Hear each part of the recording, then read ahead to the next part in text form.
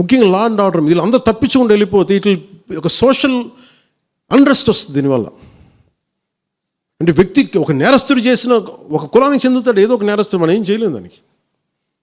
ఇందాక అరుణ చెప్పినట్టుగా ప్రతి ఒక్కరు ఏదో కులానికి చెందాలి, వేరే దారి లేదు మనకి. మనం వేరేలా పొట్ల ఏదో కులానికి చెందాలి. కానీ తప్పు చేస్తే కూర్చోబెట్టి పలానా టక్కుమైన ఒక మాట అనేస్తారు, పలానా ఎక్స్ చేసాడు నన్ను, పలానా కాస్ట్కి చెందిన వాడు చేసాడు అంటారు. అసలు ఇంత కాస్ట్ ఎక్కడి నుంచి వచ్చి తెలియదు క్రైమ్కి.